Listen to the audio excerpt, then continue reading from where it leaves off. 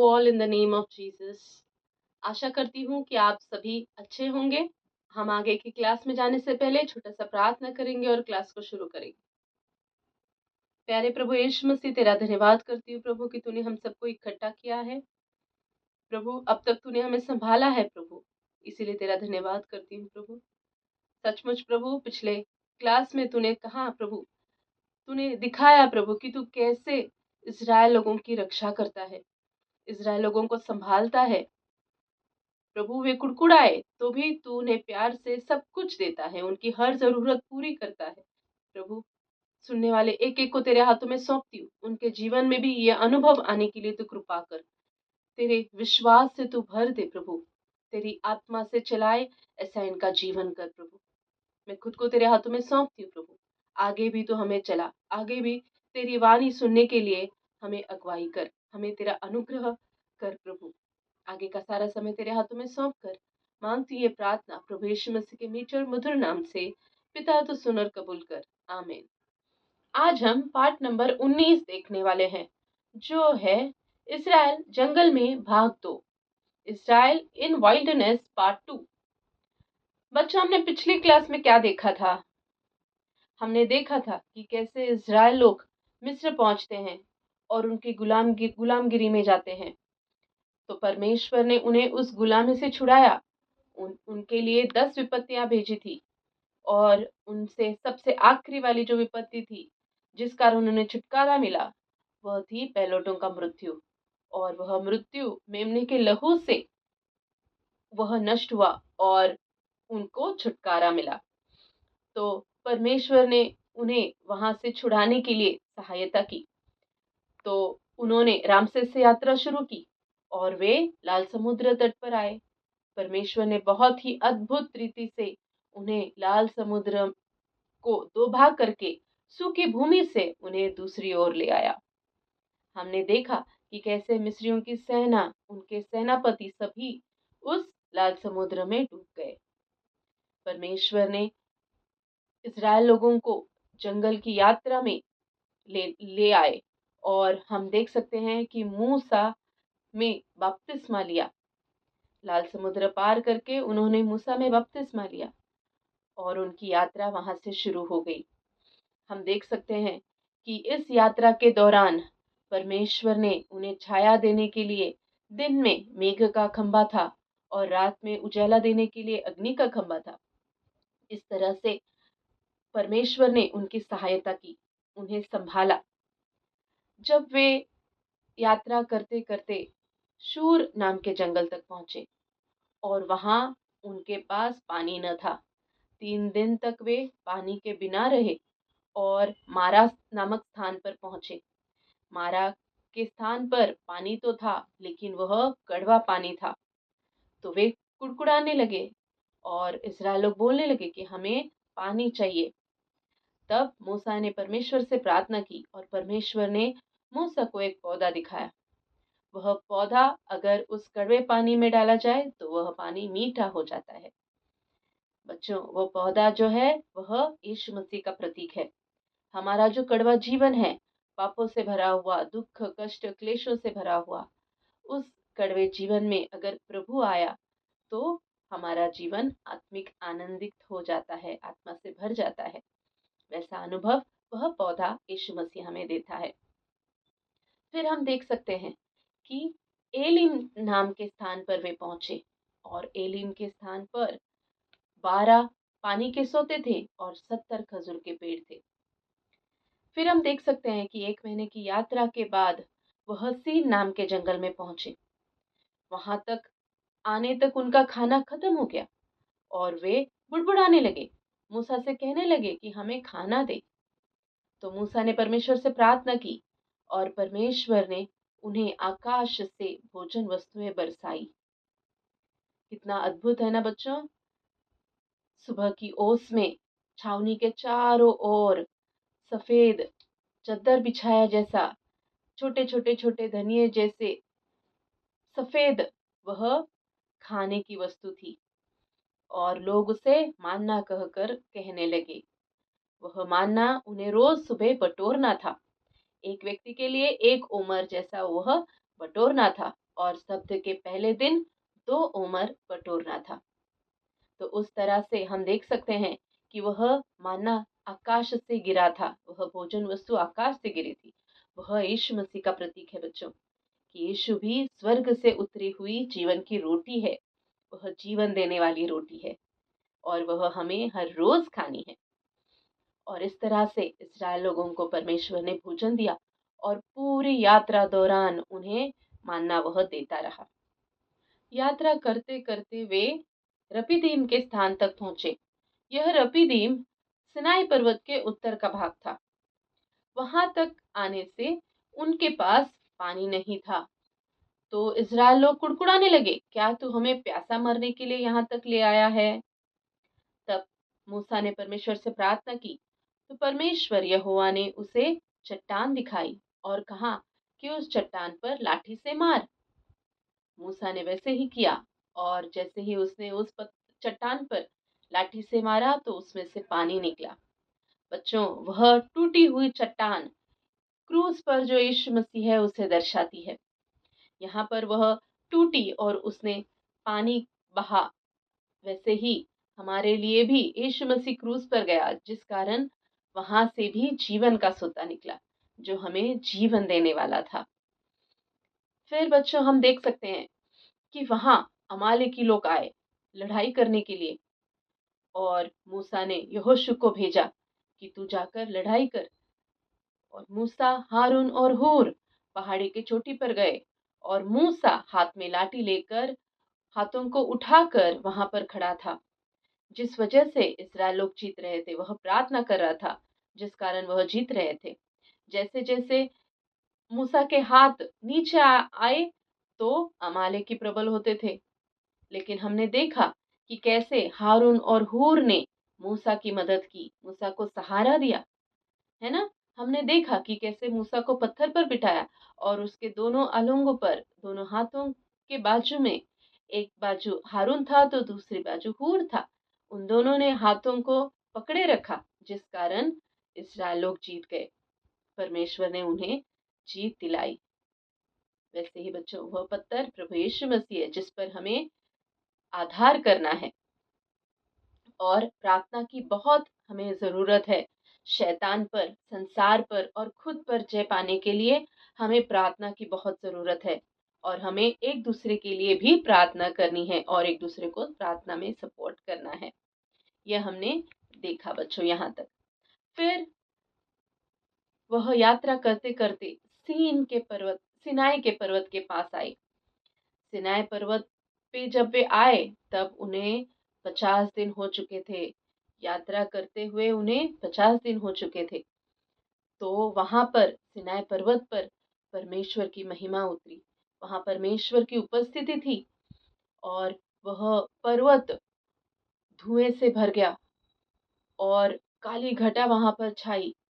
वहां बिजलियां कड़क रही थी, पर्वत कांप रहा था जब यहोवा की उपस्थिति वहां थी। और परमेश्वर यहोवा ने उस पर्वत पर, उस सिनाई पर्वत के आजू बाजू में बाड़ा डाला, ताकि कोई पशु या कोई मनुष्य उसे छू ना सके। अगर वो छुए तो मर जाएगा। इस तरह से परमेश्वर ने इस्राएल लोगों में अपनी उपस्थिति प्रकट की और परमेश्वर ने अकेले मूसा को ही अपने पास बुलाया।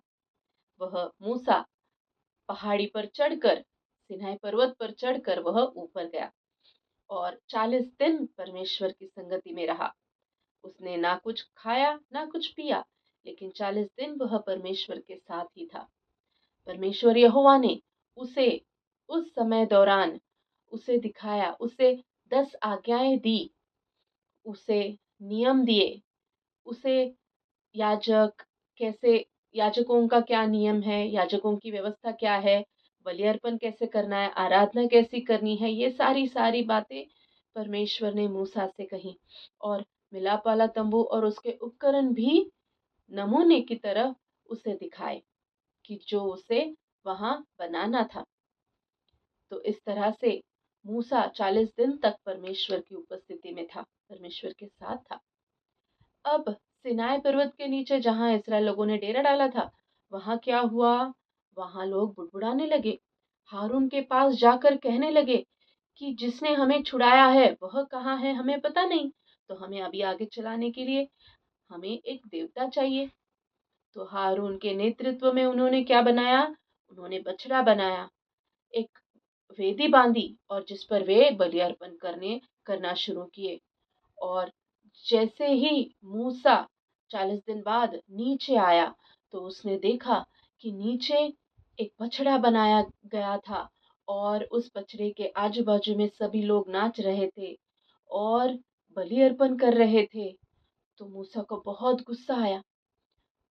मूसा ने क्रोध से वह बछड़ा लिया और उसे आग में डालकर उसे जलाया और वह पाउडर बना के उसे पानी में मिला के 3,000 लोगों को, जिन्होंने ऐसा किया था, उन्हें पिलाया और वे वहां मर गए। बच्चों, परमेश्वर की आज्ञा का उल्लंघन किया, शैतान ने परीक्षा ली तो इस्राएल लोग गिर गए, क्योंकि पहली 10 आज्ञाओं में पहली ही आज्ञा है कि तुम अन्य देवता की पूजा या मूर्ति न बनाना, और वे पहली ही आज्ञा में गिर गए, परीक्षा में गिर गए। वैसे हमें नहीं करना है बच्चों, हमें परमेश्वर पर ही विश्वास रखकर चलना है। इस्राएल लोग सिनाई पर्वत पर 1 साल तक थे। उन्हें परमेश्वर एक खास प्रजा में परिवर्तन कर रहा था, बना रहा था, और वे असंगठित थे क्योंकि वे इतने साल गुलामगिरी में थे।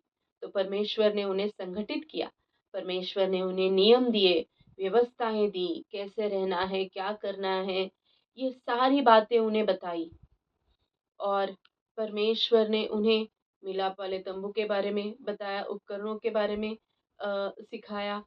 तो हम देख सकते हैं कि परमेश्वर उनका मार्गदर्शक बना, और हम देख सकते हैं कि इस्राएल लोगों की गिनती की और उन्हें अलग अलग समूहों में विभाजित किया और एक एक समूह के लिए एक एक नेता नियुक्त किया। इस तरह से उनकी गिनती लगभग 6,03,550 तक की थी, और उनमें से 20 साल के लगभग के पुरुष थे, और उनमें से अगर देखा जाए तो केवल लेवी लोग ही 22,000 थे कि जो 1 साल से ऊपर के पुरुष थे। परमेश्वर ने लेवियों को खास अपनी सेवा के लिए नियुक्त किया, अलग किया था। अब हम मिलाप वाले तंबू के बारे में सीखेंगे। मिलाप वाले तंबू के बारे में परमेश्वर ने मूसा को सिनाई पर्वत पर दर्शन दिया था। इस मिलाप वाले तंबू में 3 भाग हैं। पहला भाग है आंगन, दूसरा भाग है पवित्र स्थान और तीसरा भाग है अति पवित्र स्थान। अब इनके उपकरण देखेंगे। आंगन में 2 उपकरण हैं। पहला उपकरण है पीतल की वेदी। मिलाप वाले तंबू के अंदर आते ही पहला भाग आंगन है, जिसमें इज़राइल लोग अपने पापों के लिए पशु अर्पण लाते थे, होम बलि लेके आते थे। तो इस वेदी पर होम बलि अर्पण करते थे। यह होम बलि यीशु को दर्शाती है। यह वेदी यीशु को दर्शाती है, और उस पर जो पशु अर्पण करते हैं वह भी यीशु को दर्शाता है। हम देख सकते हैं कि उस पशु पर परमेश्वर का न्याय आता है। उसी तरह यीशु ने हमारे सबके पाप लिए हैं, इस वजह से उस पर भी परमेश्वर का न्याय क्रूस पर आया था। फिर हम देख सकते हैं कि वहां पीतल की हौदी है, जिसमें हर समय पानी भरा हुआ रहता था। महायाजक अंदर पवित्र स्थान में जाते समय वे हाथ पैर धोकर अंदर परमेश्वर की सेवा के लिए जाते थे। तो यह पानी हमें दर्शाता है परमेश्वर का वचन। जैसे वह उन याजकों को शुद्ध करता है, वह पानी हाथ पैर धोने से शुद्ध करता है, वैसे ही परमेश्वर का वचन हमें शुद्ध करता है। तो वह परमेश्वर का वचन दर्शाता है, और पानी पवित्र आत्मा को भी दर्शाता है। दूसरा स्थान है पवित्र स्थान। उसमें पहला है सोने की दीवट। यह पूरे सोने से मढ़वाई गई थी, सोने की थी, और इसके दोनों ओर 3-3 ऐसे डालियां थी, और बीच में मध्य में एक मुख्य डाली थी। इनमें दिए जलाते थे। वहां जैतून का तेल इस्तेमाल करके 7 दिए जलाते थे एक साथ। तो वह 7 दिए रोशनी देने का काम करते थे, क्योंकि पवित्र स्थान में कहीं से भी रोशनी अंदर नहीं आती थी। इस वजह से वहां दीवट रोशनी देने का काम करता है। यह दीवट यीशु मसीह को दर्शाता है, क्योंकि यीशु मसीह जगत की ज्योति है। हमारे अंधकार में जीवन में यीशु आने से प्रकाश आ जाता है। बच्चों, दूसरा है मेज। मेज जो है वह बबूल की लकड़ी से बनाया और उस पे चौके सोने से मढ़वाया गया था। इस मेज पर भेंट की रोटियां नित्य रखते थे। यह भेंट की रोटियां यह दर्शाती है कि हमारी और परमेश्वर की संगति और हमारी आपस की संगति दर्शाता है कि हमें संगति में रहना है। जब हम कलीसिया में हैं, जब हम अकेले प्रभु के साथ हैं, परमेश्वर के साथ हैं, तो हमें संगति में रहना है। और तीसरा है धूप वेदी। धूप वेदी जो है वह परमेश्वर को सुवासिक हव्य है। वह परमेश्वर को सुवास देने वाली, प्रसन्न करने वाली चीज है। वैसे ही वह प्रार्थनाओं को दर्शाती है कि हमारी प्रार्थनाएं प्रभु तक पहुंचनी है और प्रभु को प्रसन्न करनी है। फिर हम आते हैं अति पवित्र स्थान में, जहां वाचा का संदूक रखा हुआ था। यह वाचा का संदूक बबूल की लकड़ियों से बनाया था और उस पर चोखे सोने से मढ़वाया गया था। फिर हम देख सकते हैं कि इस संदूक में क्या क्या रखा था। पहले तो हारून महायाजक की लाठी उसमें थी। यह लाठी बहुत खास थी, क्योंकि उसको फूल निकल आया था। तो यह दर्शाती है कि यीशु मरों में से जी उठा है। यीशु का पुनरुत्थान वह लाठी दर्शाती है, इसीलिए उसे रखा गया है। और एक सोने का बर्तन है जिसमें मान्ना रखा गया था, कि यह याद दिलाने के लिए कि परमेश्वर ने इस्राएल लोगों को उनकी पूरी यात्रा के दौरान उन्हें मन्ना खाने के लिए दिया था। और उस संदूक में 10 आज्ञाओं की तख्तियां भी है। इस संदूक को प्रायश्चित का ढकना भी है, जो मर्सी सीट भी कहलाता है। और दया आसन, साल में एक बार महायाजक इस स्थान पे लहू, प्रायश्चित का लहू लेकर आते थे। और यह लहू इस्राएल लोगों के पापों के क्षमा के लिए होता था। यह लहू संदूक इस ढकने पर वे छिड़कते थे, दया के आसन पर छिड़कते थे, जिस कारण परमेश्वर से प्रार्थना करते थे कि इस्राएल लोगों को उनके पापों के लिए क्षमा मिल जाए। वैसे ही प्रभु यीशु अपना खुद का लहू लेकर स्वर्गीय परम पवित्र स्थान में हमारे पापों के क्षमा के लिए वह गया है। वही हमारा महायाजक है। और हम देख सकते हैं कि उस ढकने के ऊपर, जो प्रायश्चित का ढकना है, दया का आसन है, उसके ऊपर 2 करूब, एक सिरे पर एक करूब और दूसरे सिरे पर दूसरा करूब था। यह परमेश्वर की पवित्रता को दर्शाता है। मिलाप वाला तंबू और उसके उपकरण यह स्वर्गीय स्थान में है, क्योंकि परमेश्वर ने मूसा को यह नमूने के तौर पर दिखाया और इसी की तरह बनाने के लिए आज्ञा भी दी। इस्राएल लोग सिनाई पर्वत से निकलकर आगे की ओर यात्रा उन्होंने शुरू की। वे तबेरा के स्थान पर पहुंचे। वहां जाने के बाद इस्राएल लोग दोबारा बुड़बुड़ाना शुरू किए। वह परमेश्वर के खिलाफ बातें करना शुरू किए और मूसा के विरुद्ध भी बातें करना शुरू किए। तो परमेश्वर ने यह सुना और तब परमेश्वर की आग उनके मध्य में जल उठी और छावनी के एक ओर से वह जलाना शुरू हो गया। छावनी जलना शुरू हो गया। तब सब लोग डर गए कि अगर हम जल जाएंगे, हम मर जाएंगे।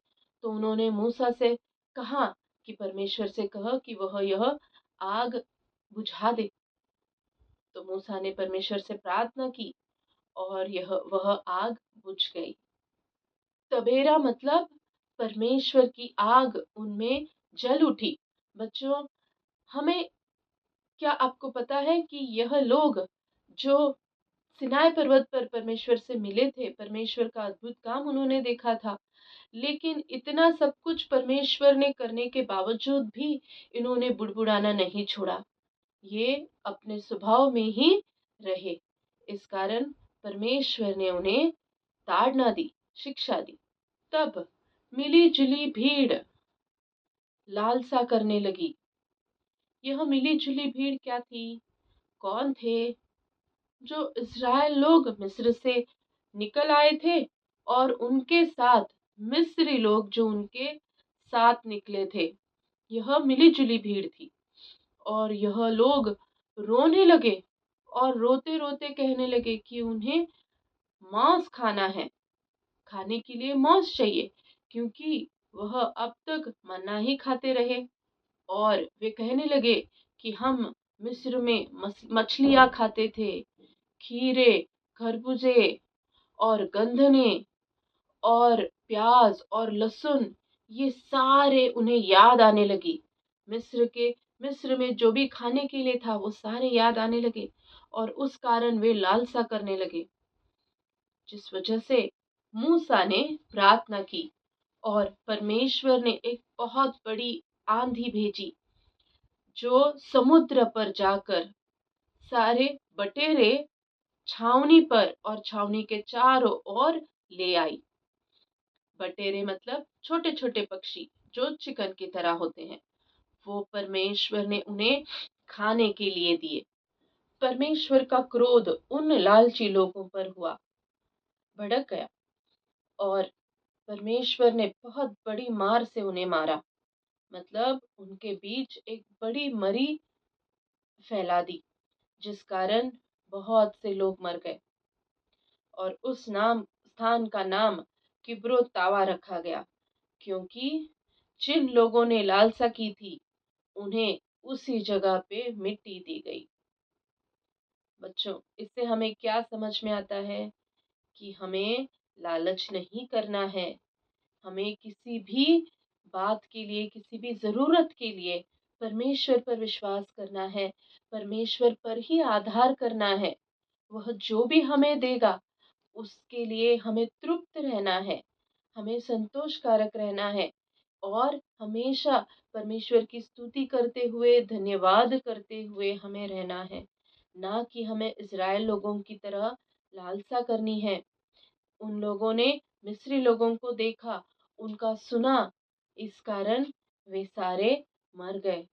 हमें भी किसी दूसरे को देखना नहीं है, किसी दूसरे का देखकर, क्योंकि हमारे आजू-बाजू में बहुत लोग हैं, उनका भी देखकर हमें कुछ माँगना नहीं है। जो हमें ज़रूरत नहीं है, वो क्यों माँगना है? और अगर ज़रूरत है, तो वह परमेश्वर जानता है और हमारी हर एक ज़रूरत को परमेश्वर पूरा करता है। हमने देखा कि कैसे परमेश्वर ने इस्राएल लोगों की हर एक ज़रूरत को पूरी की, लेकिन लालसा अगर की तो परमेश्वर को वह पसंद नहीं है। परमेश्वर का क्रोध वहाँ पर उतरेगा, जिस कारण हमें लालसा नहीं करनी है। वचन में ऐसे लिखा है कि जैसे इज़राइल लोगों ने लालसा की, वैसे तुम किसी भी चीज़ की लालसा न करना और हमें उस वचन का पालन करना है। यह सब हमारे उदाहरण के लिए ही हुआ है।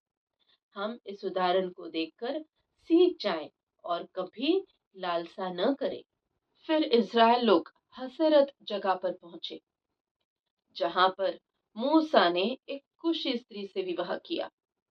कुशी मतलब इथियोपिया की देश की वह स्त्री थी, इथोपिया। तो वह स्त्री के साथ उसने विवाह किया। यह बात मरियम और हारून को बुरी लगी। वे दोनों उसकी निंदा करने लगे। मरियम मूसा की बहन और हारून मूसा का बड़ा भाई, ये दोनों कहने लगे कि क्या परमेश्वर केवल मूसा ही से बात करता है? क्या परमेश्वर यहोवा ने हमसे भी कभी बात नहीं की? यह बात परमेश्वर ने सुनी और परमेश्वर को बहुत क्रोध आया। तो परमेश्वर ने मूसा, मरियम और हारून को मिलाप वाले तंबू के पास बुलाया। मूसा सारे मनुष्य जातियों में बहुत अधिक नम्र स्वभाव का था। यह परमेश्वर को पता था। तो परमेश्वर ने मरियम और हारून से कहा कि क्या तुम मेरा दास मूसा उसकी निंदा कर रहे हो, उससे बलवा कर रहे हो? अगर कोई नबी है तो नबी को मैं स्वप्न या दर्शन से प्रकट करता हूँ, लेकिन गुप्त रीति से प्रकट करता हूँ। लेकिन मूसा को तो मैं आमने सामने प्रकट होता हूँ, उससे आमने सामने बातें करता हूँ, वह मुझे निहारता है। तो इतना नजदीक मेरा सेवक है कि पूरे इज़राइल घराने में उसके जैसा विश्वासु दास कोई नहीं है। इस तरह से परमेश्वर ने उन दोनों को मूसा के बारे में बताया और परमेश्वर का क्रोध उन पर आया, जिस वजह से मरियम कोढ़ी बन गई। और मूसा ने प्रार्थना की परमेश्वर से कि उसका उसे कोढ़ न लगाए, वह उसे कोढ़ी न बनाए। लेकिन परमेश्वर ने मूसा से कहा कि अगर उसके पिता ने उसके ऊपर थूका होता तो क्या वह 7 दिन के लिए छावनी के बाहर न रहती? इस वजह से मरियम कोढ़ी होने के कारण वह अशुद्ध बन गई और उसे व्यवस्था के अनुसार 7 दिनों तक छावनी के बाहर ही रखना पड़ा, जिस कारण सारे इज़राइल लोग 7 दिन तक वहीं ठहरे रहे। वहीं उन्होंने डेरा लगाया और परमेश्वर ने मूसा की प्रार्थना सुनी, जिस कारण मरियम को चंगा किया। इस बात से हमें क्या सीख मिलती है बच्चों? कि हमें जो परमेश्वर का दास होता है, उस दास को परमेश्वर ने नियुक्त किया होता है, उसको अभिषेक करके उसने नियुक्त किया होता है। तो हम उस दास के खिलाफ कैसे बलवा कर सकते हैं? उस दास की निंदा कैसे कर सकते हैं? जो दास परमेश्वर की ओर से, परमेश्वर की पक्ष से खड़ा होता है, परमेश्वर के सामने वह रहता है, परमेश्वर की बातें सुनता है, परमेश्वर की बातें हमें बताता है, वह उसके खिलाफ कैसे हम रह सकते हैं? क्योंकि वह परमेश्वर का सेवक है, परमेश्वर का चोजन है, अभिषिक्त है। तो हमें परमेश्वर की आज्ञा अनुसार करना है, परमेश्वर के दास को रिस्पेक्ट देना है, उससे उससे सम्मान देना है, ना कि उसका बलवा करना है, ना कि उसकी निंदा करनी है। जैसे मरियम ने किया, परमेश्वर के खिलाफ उसने काम किया, परमेश्वर के खिलाफ उसने बलवा किया, वैसे हमें नहीं करना है। क्योंकि उस दास का काम क्या होता है कि जो निशानी दी गई है उस निशानी की ओर, परमेश्वर की ओर उनके लोगों को ले जाए। और वही काम मूसा भी कर रहा था कि वह कनान की ओर सभी इज़राइल लोगों को ले जा रहा था। तो उसी तरह हमें भी जो दास परमेश्वर ने दिया है उसे सम्मान देना चाहिए, ना कि उसकी निंदा करनी चाहिए और ना कि बलवा करना चाहिए। अगर यदि हम करें तो परमेश्वर का बड़ा न्याय हम पर आएगा। जैसे मरियम पर वह न्याय आया, वैसे हम पर भी वह न्याय आएगा। इसलिए हम सेवकों के बारे में कभी भी निंदा न करें, ना कि बलवा करें। जब हसेरत से इसराइल लोग निकले तो वे कादेश बरने तक पहुंचे और वहां वो जो जगह थी, वो जो स्थान था, वह कनान के दक्षिण का स्थान था और वहां से कनान बहुत नजदीक था। तो परमेश्वर ने मूसा को बुलाया और मूसा से कहा कि वह 12 भेदियों को कनान देश की जासूसी के लिए भेजे। और मूसा ने हर एक गोत्र में से एक एक प्रधान पुरुष को लिया और उन्हें भेद करने के लिए, जासूसी करने के लिए उन्हें चुना। तो हम देख सकते हैं कि यहोशू और कालेब भी उनमें थे। यहोशू यहूदा गोत्र का था और कालेब इफ्राइम गोत्र का था। तो उन्हें क्या जासूसी करनी थी? इसका कारण यह था कि जो देश वह लेने वाले थे, जिस देश में वह जाने वाले थे, उस देश के बारे में उन्हें जानकारी चाहिए थी कि उस देश में लोग जो हैं वह बलवान हैं कि कमज़ोर हैं? क्या उस देश में बहुत से लोग हैं या थोड़े लोग हैं? क्या वहाँ के लोग कैसे रहते हैं? कुछ किलों में रहते हैं या तंबुओं में रहते हैं? वहाँ के लोग अच्छे हैं या बुरे हैं? वहाँ की धरती, वहाँ पे जो ज़मीन है, वह उपजाऊ है कि बंजर है? ये सारी चीज़ें उन्हें मालूम करनी थी, उन्हें पता करनी थी। और जिस समय वह वापस आएँगे, उस समय उन्हें वहाँ के उपज में से कुछ ले आना था। इस तरह से मूसा ने उन्हें सारी बात बता दी और उन 12 भेदियों को कनान की दिशा में भेज दिया। 40 दिन बाद भेदिए कनान देश का भेद लेकर वापस लौटे। वहाँ का सुसमाचार लेकर वे सारे भेदिए आए। 12 में से 10 भेदियों ने निरुत्साहित सुसमाचार सुनाया। वे कहने लगे, वहाँ का देश तो अच्छा है, वहाँ के फल तो अच्छे हैं, वहाँ की जमीन तो उपजाऊ है, लेकिन वहाँ के लोग जो हैं वह नफिलीम जाति के हैं, जो बलवान हैं और बड़े बड़े कद के हैं, और उनके सामने इज़राइल लोग टीडियों की समान दिखेंगे। यह सुनते ही इज़राइल लोग सारी रात भर वे रोने लगे। वो रोते रहे और फिर वे मूसा और हारून से कहने लगे, अच्छा होता अगर हम मिस्र में ही मर जाते तो, अच्छा होता अगर हम उस जंगल में मर जाते तो। क्या परमेश्वर हमें उस देश में ले जाकर तलवार से मारना चाहता है? हमारी स्त्रियां, हमारे बाल बच्चे तो लूट में ले जाएंगे। क्या हमारे लिए अच्छा न होगा कि हम मिस्र में लौट जाएं? तो वे आपस में बातें करने लगे, कहने लगे कि आओ, हम एक नायक को नियुक्त करेंगे जो हमें मिस्र देश में वापस ले जाएगा। यह यहोशू और कालेब ने सुना और उन्होंने कहा कि हमने भी उस देश की जासूसी की है। हमने देखा है कि वह देश बहुत अच्छा है, वहाँ की ज़मीन बहुत अच्छी है और वह वे लोग भी बड़े हैं। लेकिन अगर परमेश्वर हमसे प्रसन्न है, तो परमेश्वर उन लोगों को हमारे हाथों में दे देगा और उन्हें हमारी रोटी ठहराएगा। लेकिन परमेश्वर के खिलाफ लोगों को बलवा न करने की सलाह उन्होंने दी। परमेश्वर के खिलाफ नहीं जाना और उन लोगों से भी, नफिलीम जाति के लोगों से भी न डरना, ऐसे कहकर यहोशू और कालेब ने उनसे कहा। तो इस्राएल लोगों ने उनका सुनते ही हाथों में उन्हें मारने के लिए पत्थर ले लिए। यहाँ पर हम दो झुंड देख सकते हैं।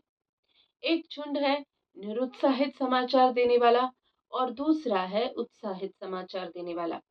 निरुत्साहित समाचार देने वालों ने क्या किया? परमेश्वर के वायदे पर विश्वास नहीं किया, लेकिन अविश्वास करके उन्होंने निरुत्साहित समाचार दिया। लेकिन उत्साहित लोगों ने क्या किया? परमेश्वर के वायदे पर विश्वास रखकर आनंद का सुसमाचार दिया। निरुत्साहित लोगों ने अविश्वास के कारण उन्होंने जो परमेश्वर ने उनके साथ अद्भुत अद्भुत कार्य किए थे, वे सब भूल गए। जो परमेश्वर ने वायदे किए थे वो भूल गए और उन सब पर अविश्वास करके उन्होंने यह जताया कि जिस देश में वह जाने वाले हैं, उस देश के लोग बहुत ही बलवान हैं, बहुत ही बड़े हैं, और उनके सामने उन्होंने परमेश्वर को छोटा कर दिया। परमेश्वर को छोटे के समान उन्होंने समझा। लेकिन जो दूसरा झुंड था, उन्होंने परमेश्वर के सारे अद्भुत कृत्यों पर विश्वास रखा था, उसके वायदों पर विश्वास रखा था, जिस कारण उन्होंने यह भी विश्वास किया कि परमेश्वर उन लोगों को उनके हाथों में देगा। तो उन्होंने परमेश्वर को महान रखा और परमेश्वर के सामने उन नप्ताली लोगों को उन्होंने कमजोर ठहराया। और उन्होंने यह भी विश्वास किया कि परमेश्वर उन लोगों को, कनान के लोगों को उनकी रोटी ठहराएगा। यह विश्वास पूर्ण था। लेकिन निरुत्साही लोगों ने पूरा इसका उल्टा किया, जिस कारण वे रोते ही रहे। लेकिन यहोशुआ और कालेब जो उत्साहित समाचार लाए थे, वे आनंद से भर गए और वे लड़ने के लिए तैयार थे। तब परमेश्वर ने मूसा से कहा कि यह लोग मुझ पर बुड़बुड़ाते ही रहते हैं। कई जगहों पर कई बार इस्राएल लोगों ने मेरे खिलाफ बुड़बुड़ाया है। इसलिए परमेश्वर ने कहा कि कब तक मैं इनका सहता रहूं। वचन में ऐसा लिखा है कि परमेश्वर को विश्वास बिना प्रसन्न नहीं कर सकते। विश्वास बहुत ही जरूरी है।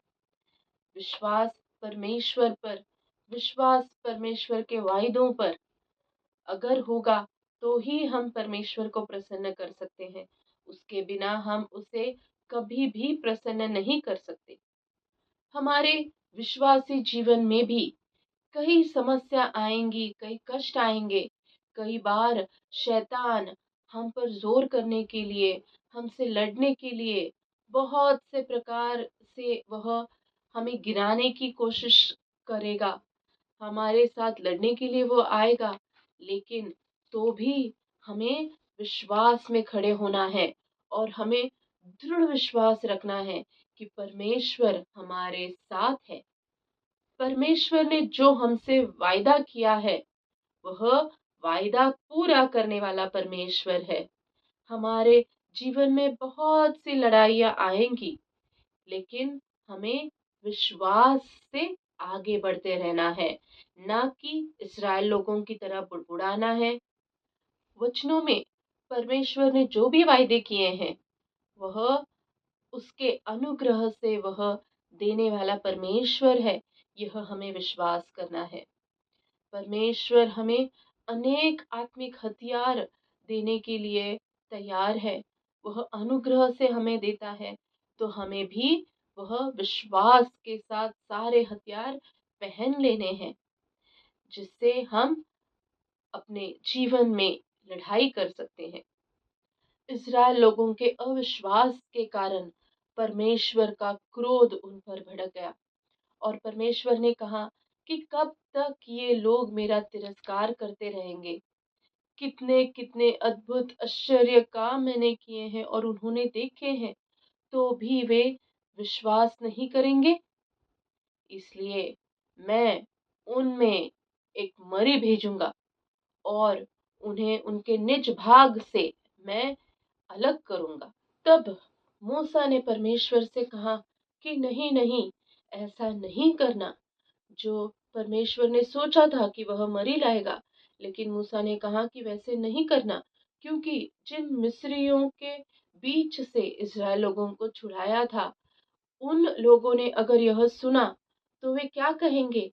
वे कहेंगे कि परमेश्वर इस्राएल लोगों को कनान देश न ले जा सका, इसलिए उन्हें जंगल में ही मार दिया। क्योंकि यह मूसा ने परमेश्वर से क्यों कहा? क्योंकि मूसा को परमेश्वर की महिमा के विषय में चिंता होती थी। वह उसके बारे में सोचने वाला व्यक्ति था। इस कारण मूसा ने परमेश्वर से प्रार्थना की, परमेश्वर से विनती की कि वह इस्राएल लोगों को क्षमा करे। और परमेश्वर ने मूसा की विनती के कारण इस्राएल लोगों को क्षमा किया। परंतु परमेश्वर ने कहा कि जिन लोगों ने मेरे आश्चर्य काम देखे हैं, मैंने कितने अद्भुत काम किए हैं वो देखे हैं, लेकिन फिर भी वे अविश्वास करते हैं और फिर भी वे मेरे खिलाफ बुड़बुड़ाते हैं, तो जिन लोगों ने यह किया, जिन लोगों ने अविश्वास किया, वे लोग वायदा किया हुआ देश में नहीं जाएंगे।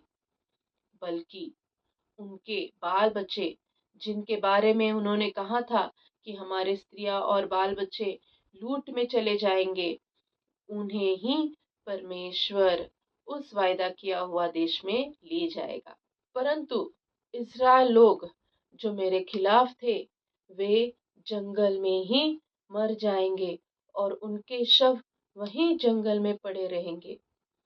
और जो भी बाल बच्चे हैं, जिनके बाल बच्चे थे, वे उन इज़राइल लोगों के व्यभिचार के कारण वे भोगते रहेंगे। जितने दिन तक तुम उस देश का भेद लेते रहे, मतलब 40 दिन लगे कि वह उस देश को भेद ले आए, तो एक दिन एक वर्ष के समान है। इसीलिए 40 वर्ष तक उन्हें उनके पापों के कारण तुम अपने अधर्म का दंड उठाए रहोगे। इस प्रकार मिस्र से वापस आते निकलते समय 20 वर्ष के ऊपर के जो लोग थे, उन पर परमेश्वर का क्रोध भड़का, लेकिन जो उनके बाल बच्चे थे, उन्हें परमेश्वर वायदा किया हुआ देश में ले जाएगा कहकर उसने कहा। परंतु उनके बीच यहोशू और कालेब, ये दो लोग थे जिन्होंने परमेश्वर पर पूरा विश्वास किया था और उसके वायदों पर भी विश्वास किया था। जिनके अंदर और ही आत्मा था, वे लोग नहीं मरे, क्योंकि उन्होंने परमेश्वर के वायदे पर विश्वास किया था। विश्वास किया कि परमेश्वर उन्हें वह वायदा किया हुआ देश जरूर देगा और वह उसे प्रसन्न करेंगे। इस प्रकार वे दोनों जीवित रहकर कनान में पहुंच गए। हम देख सकते हैं कि विश्वास कितना जरूरी है। प्रभु को उससे प्रसन्न कर सकते हैं। अगर विश्वास नहीं, तो परमेश्वर का क्रोध हम पर आएगा। तो हमें हमारे जीवन में विश्वास के बलबूते पर चलना है, विश्वास को थामे रखना है और विश्वास में बढ़ते जाना है। ऐसे ही परमेश्वर की इच्छा है। आगे का यात्रा हम आगे की क्लास में देखेंगे। आओ हम छोटा सा प्रार्थना करके इस क्लास को समाप्त करेंगे। प्यारे प्रभु यीशु मसीह, तेरा धन्यवाद करती हूँ प्रभु कि तूने हमसे बातें की।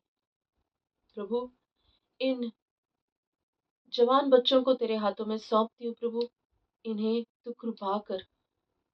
इनके इस समय में, इस आयु में यह कैसे खड़े रह सकते हैं, कैसे तुझे प्रसन्न कर सकते हैं, कैसे तेरे विश्वास में बढ़ सकते हैं, किस तरह से विश्वास को थाम कर अपने जीवन में आगे बढ़ सकते हैं। प्रभु, ये सारी बातें तूने इन्हें बताई, इसीलिए तेरा धन्यवाद प्रभु।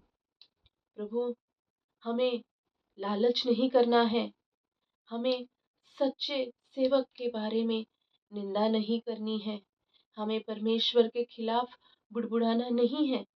ये सारी बातें तूने बताई प्रभु, यही हमारे जीवन में हो प्रभु। हम तुझे प्रसन्न करते रहें, ऐसा जीवन हमें दे प्रभु। विश्वास को थाम कर विश्वास में आगे बढ़ने के लिए प्रभु इन बच्चों को तू अगुवाई कर, तेरे अनुग्रह से भर प्रभु। आत्मा की चलाई चले ऐसी कृपा तू इन पर कर प्रभु। प्रभु, आत्मा की बात सुनकर ही वे आगे चले, तेरी वाणी सुनकर आज्ञा पालन करते हुए, तुझसे प्रेम करते हुए, तेरी बात मानते हुए विश्वास से आगे बढ़ने के लिए तू इनकी अगुवाई कर प्रभु। हर समय तू साथ है, यह अनुभव लेने के लिए तू इन्हें सहायता कर प्रभु। तूने हमसे बातें की, तूने मुझे सहायता की, इसलिए तेरा धन्यवाद करती हूँ प्रभु। हम सबको तेरे विश्वास प्रभु में बढ़ा और तू अगुवाई कर। आगे का सारा समय मैं तेरे हाथों में सौंपती हूँ और मांगती हूँ ये प्रार्थना प्रभु यीशु मसीह के मीठे और मधुर नाम से। पिता, तो सुन और कबूल कर। आमीन।